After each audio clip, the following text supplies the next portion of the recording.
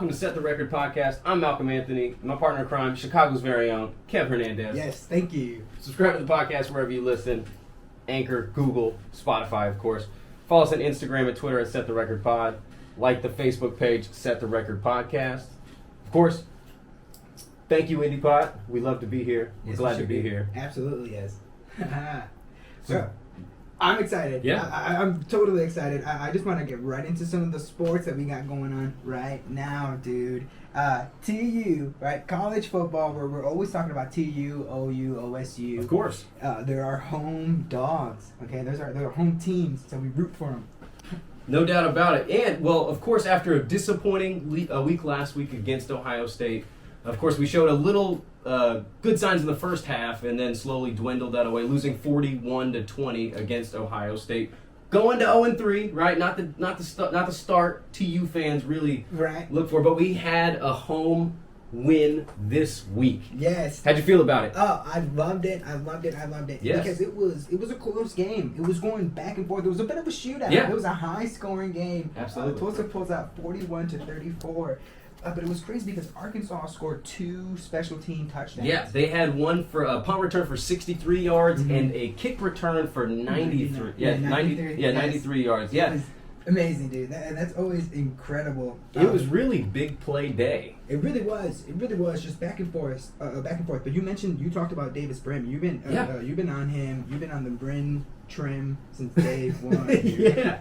Well, I thought Davis would have showed out against UC Davis. That's what I was hoping for. Right. But pressure. Yeah, it was a lot of pressure facing your own squad. But look, he's finally showing up. 2 straight games over 350 yards passing. They had 663 yards of total offense. TU did. And even after a slow start, like I mentioned, the big plays, they were full of them today, or over the weekend. Right. An 88-yard passing touchdown, 25-yard run from Shamari Brooks, 34-yard pass to Santana, and then he had a 75-yard run from Watkins. I was going to mention, even Sam Crawford Jr. coming off of injury, making a huge touchdown, big play.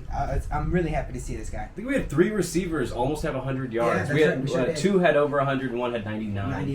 To end the game. But yeah, absolutely great showing from TU. This is what we talk about. Yes. This is why we talk about the freaking Hurricanes. So, good win. Absolutely. Great win. And then Oklahoma State, last week, they faced Boise State, ended up winning 21-20 in a scoreless second half. Lucky game. The luckiest football game I've seen in a long time. Nobody showed up in the second half. No. They called it at halftime. The game ended. It was awful, but I'm glad they pulled it out. This was awful. This left us with more questions than answers. Yeah, absolutely. Now we're thinking, what are we doing? Especially with scraping. Yeah, Sanders threw the ball 13 times or something like that. It was like, okay, what are we going to do next week? We play a team who's capable of scoring in K-State. So, in which we did, right? We get the win against Boise State 21-20 and move on against K-State at home, winning 31-20. Right? We're following the script of 20s, holding the defenses. Again, another scoreless second half. Yes. Another victory. Yeah. We'll take it, dude.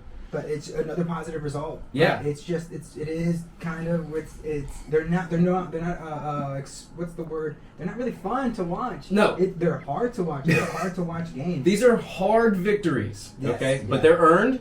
And Spencer looked better in this game. And it was against a formidable foe, 25th ranked Kansas State. And Sanders threw for 344 yards, had a touchdown and a rushing touchdown. Yes. Jalen Warren, if he can keep that run game up, definitely. That's really the key to the Oklahoma State success this season, I think. Second game in a row. But he had 204 yards from the scrimmage. Yes. He had some huge passing plays. He had big running plays. I like Jalen Warren, dude. I really like it. I'm really surprised at how well he's playing. Yeah.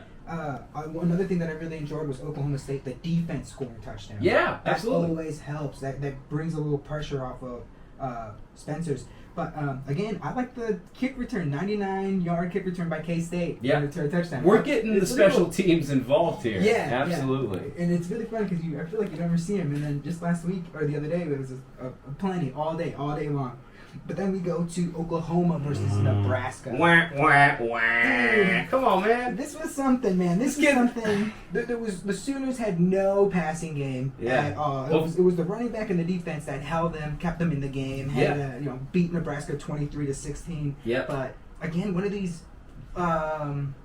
games that should not be as close, man. Not that they should be a blowout. But Oklahoma should not be scraping. Yeah, personally, I thought they should have had Nebraska by like 20 points. Yeah. Like seriously, they should have busted up Nebraska. Right? No. This is an offense that can't get off. No, you're right. Like it's so funny. That is so funny. It's just fence. Like it's fenced in. It's boxed in. Yeah, it's a terrible game. Because and then facing somebody like West Virginia, who you think should we could be just dominating. Should win by 3 touchdowns. Exactly. Yes, sir. Showing the nation, the conference, what we're all about, why we're leaving, because we're so good. We don't even belong here. Yeah, we're the SEC, man. We're leaving. Yes. We don't need y'all. Yeah, we're big fish, small pond. They wrong, man. And then now all these guppies they're hungry, dude. They chum the water and there's sharks in the water. Yeah, hey. So I like that. But OU versus West Virginia. Yeah. Again, they got lucky. Very. Sooner of the season, I want to say is gonna. Nominate Gabe Birch. Yeah, for sure. Gabe, the kicker. Yes. Because he hit that game-winning field goal, dude. But that was amazing, dude. Yeah, Burkich, he's good, man. 3 field goals. He's actually the game-leading scorer. Yes. 3 field goals, 9 points for the day for him. And the game winner from 30 yards. He's the season. He's kicked 2, I think, for over 50 yards. He's 8 from 10 on the season on field goals. Absolutely, he's the MVP for the Sooners. Yeah. In a disappointing year so far for Spencer Rattler, we said he was supposed to be a Heisman candidate. Yes. I'm not seeing it. Nobody. Everyone says he's first quarterback off the board. Right. Where? Yeah. It's going to what team? Who's going to want? I mean, so far I've seen nothing that translates to the NFL side of football. And I want to argue that they needed an offensive line, but those boys are big. They had an offensive line. OU's had. The Sooners, the Sooners, the Sooner fan, the stadium started chanting, "We want Caleb Williams, the 5-star recruit quarterback coming out, like just sitting there." Yeah. They want Caleb Williams in because Spencer Rattler's been rattling, like some cages, dude. Well, absolutely, no doubt about that. Well, he did close the game with the drive, the seal with the field goal, 6 for 6, 54 yards. If he had one positive note, it is that it was an 80-yard drive, 14 plays to get within range for said field goal to end it. But OU's looking really disappointing at number 4, so that's something to look at. We'll have to keep an eye on that moving forward. Dude. Yes, for sure, dude. And as in moving forward, elevating to the next, I want to talk about the NFL Week 2. Yeah, no doubt. Bro, I want to ask you, what were the best games? What were some of the best games that you've seen just going through, just week 2, just going back? Like, what were some of the games that you really enjoyed? What were some of the games that you kept your eye on throughout? Week 2 was full of amazing football, but if I had any standouts, it was clearly the Chiefs losing in the most disappointing fashion I've ever seen in NFL history, I believe. Like, you get Patrick Mahomes leading the team all the way down, and they hand the ball. Oh man! And that fumble. The fumble, but no. Look, he shouldn't have thrown the interception. That really was the pivotal moment in the game because had he not thrown the interception, they win. He throws that pick. They capitalize off the interception. And realistically, it's hard to blame the running back for the fumble. But had he not fumbled, Butker kicks that field goal and the Chiefs win. That's it. By 2. Absolutely. Right? You know what I'm saying? Like that's what happens. Right. So it's disappointing. That was the only game that stuck out to me because it's still in my craw. Like I'm so mad because the Chiefs should have been working towards an undefeated season and losing to this is very upsetting. So another team looking at an undefeated season could be the Bucs, but we'll get to that later. Absolutely, yes. I was going to mention to you the game that's sticking to me would be the Vikings-Cardinals game. The Vikings had it in the bag. What is that? I do. Those missed field goals. You know what it is? What is it? They've never had a field goal kicker in their history. Which is since crazy. This is a team that does not get kickers. Right. Okay, Yeah. they need to draft better at the kicker position. Yeah. Take Burkic from OU Yes. next year. Oh man! Seriously, first overall, just take him. Yeah. Okay, get rid of Kirk Third Cousins, drop him off your roster, and get a new quarterback. That's two problems they have. Awesome. They have Kirk, and they need a kicker. Yeah. 2 Ks. Yes. I had Kirk. I'm a Washington fan. I know all about his shortcomings. Okay. Yes, dude. And then, what I wanted to ask you, we've been talking about it for a little bit now, the joint bets. Yeah. Okay. Both our teams successfully, the Washington football team beat the Giants. The Chicago Bears beat the Bengals barely. Try saying that 3 times. But I say, I want to put a bet on it. The Bears football team and the Washington football team are going to be facing, individually they're there. But Bears against Cleveland, Washington, I believe they're going to be facing The Bills. The Bills. Yes, sir.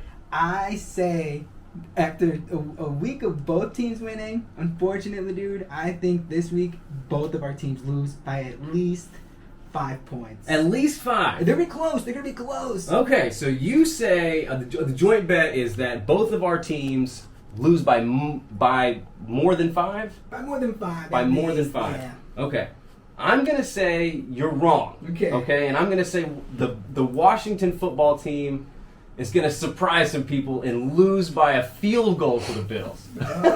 Okay, we're gonna blow the spread. Okay, I'm not saying we're going to win this game, but I'm saying you're going to be wrong, meaning my team is going to lose by less points. Right. Than you give them credit for. Okay. And I think that your Bears, Yes. you're right on the spread. They will lose by more than 5. Yeah. The Browns are going to run all over them. Man. I really have. I'm sorry. I Justin know. Fields. I pray for him. Me too. I don't think it's going to go well. You need an O-line. Yeah. God. I know. And I'm worried. Well, also the Cleveland Browns are, every year they're getting better and better. Yeah, and they looked really good against the Chiefs, even losing. Yes, exactly. And I don't think the Bears can keep up. So, okay. So, yeah, let's put a joint on it, dude. Let's put pick a joint, any joint, dude. But grab a joint from the table. I say we put the joint on it, dude. That's a joint bet. Set the record first. I like that. It's on, man. It's on. All right. Well, moving on to other things that are on or off, if you could say. Anthony Joshua, I don't think showed up to the fight. Oh, right. Okay. First of all, this was the heavyweight IBF, WBO, WBA title fight. The unification. Yeah, the bee's knees. This is what heavyweights fight for. Muhammad Ali, the greats. You know what I'm saying? Yes, and we got this guy, Anthony Joshua, who's been labeled as a guy who can be up there fighting a Tyson Fury, a Deontay Wilder. And we saw him lose to Andy Ruiz and come back and avenge that loss. Sure. Yeah. This guy, he fought Alexander Usyk. Mm-hmm. And man, I don't see him coming back to avenge this loss. This guy moved up from light heavyweight to heavyweight. Right. Neither one of these guys looked like a heavyweight. No. But you're absolutely right. Alexander, man, just dominated the fight, though. The whole thing. From round 1 with the... He just outboxed him. Right. Super technical fighting, too. That's what was so impressive. Yeah. Because, well, then later on, throughout the night, with the UFC, things get a little wild. But to sit there and watch an extreme boxing match like that, a real technical one like that, dude, that was an absolute pleasure. But not unless you're an Anthony Joshua fan, because he was overwhelmed. He got rocked in the 3rd round, rocked in the 7th round. Yeah. It was just a barrage of punches with power, dude. Yeah, no doubt about that. Yeah, Anthony, I just don't think he has it. He's not ready for Fury. He's not ready for Wilder. I think both of those guys take his head off. Yeah. And we saw an Andy Ruiz, like I said, mentioned before, do that already. Yes. And Andy's still looking good. He's looking better. He's looking better. He's slimmed down, so... Yeah, so we'll see what's up with him. We'll see what's next with him. But yeah, Alexander Usyk was... Man, he was sick. He's a sick man. Yeah, absolutely earning the belt. And we're looking forward to seeing his next fight. Obviously, now he's got Tyson Fury looking right over his shoulder. So I know the belt's... breathing on his neck. Yeah.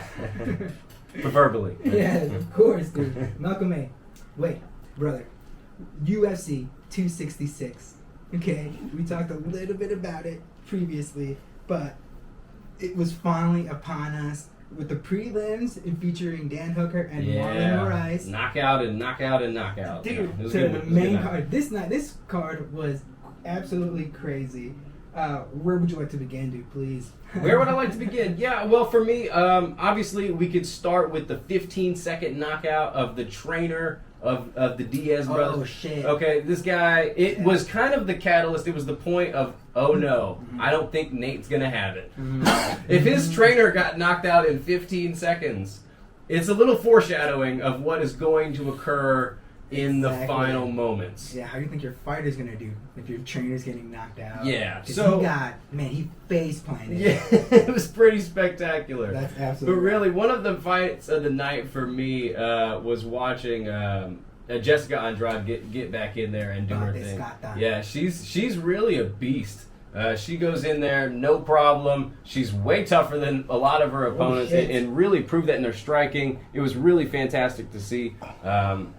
I love that. Was really one of my favorite fights of the night. Cynthia Calvillo was a contender, and she just made her look like nothing, dude. Oh yeah, she's the first woman with 20 UFC fights, dude. She's second knockout behind Amanda Nunes. Bro, she never gonna catch it. Oh man, she is crazy. First round TKO.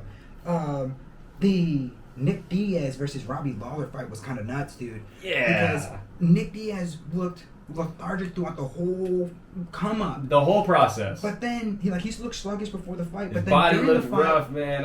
It looked crazy during the fight. He kind of looked good, but there was no power behind everything he was throwing. But he was throwing. For sure. But he did look like Robbie Lawler caught him with that cross right check. Yep. And Nick Diaz called it quits on the mat. And what? You never think of Diaz would go out like that. Right. You never think of Diaz. That's crazy. It's just crazy. Tapping by punch. Well, I don't know. I never seen anything like it. But yeah, that was a weird loss. Valentina, obviously, she showed out. She does what she does. She's one of them. She's up there. She's right behind Amanda. I'd love to see a rematch on that. Yes. She needs better competition, but we'll see how that goes moving forward for the women's flyweight division. Absolutely. Elegant in win and in we haven't seen her in defeat, so she's just elegant the whole time. But bro, fight of the night, the card, the thing that fight of the year, maybe. Dude, this was one of my favorite fights I've ever seen. Yeah. Just personally, dude, the best featherweight fight I've ever seen. Yeah, it's up there. It's top 2. Alexander Volkanovski fights Brian Ortega. The two tough judges. Yes. Tough is the way they were the coaches. They stuck together for weeks in a house. They're staring each other down, training up guys, and now they get to showdown. And it was an awesome fight. It was amazing. Round 3 especially. Brian Ortega's getting fucking rocked. He's getting beat the fuck up, and then all of a sudden catches him. Yeah. And then, sick, just real quick. And then immediately drops. Into a triangle attempt. Yeah. Bro, it looked like somebody who steps into a mousetrap and they do that quick jolt. Because he just caught him and held on. He survived. Gets into a second one. Held on, survived. There was a third triangle attempt where he was like armbar. Yeah, he was out of gas. Alexander. And they were staring each other in the eyes. Dude, it was absolutely crazy. Yeah. Much respect shown at the end of the fight, too. These guys really showed out. Alexander, a super champion. Really... And if you're watching the fight, everybody who was whistling, the Bird Sanctuary out there, dude, it was really enjoyable. Everybody just whistling. It was really fun. But yes, man. Well, I really enjoyed it, man. This was Set the Record podcast. It's always an absolute pleasure doing it with my boy Malcolm Anthony. Be sure to look us up on Instagram and Twitter at Set the Record Podcast. Like the Facebook page at Set the Record Pod. Again, we're on everything. Rate, review, subscribe. Spotify, Pocket Cast, Indie Pod, 20 on the Time Podcast. Shout out Anchor. Yo. Meditate, make it go away. Peace.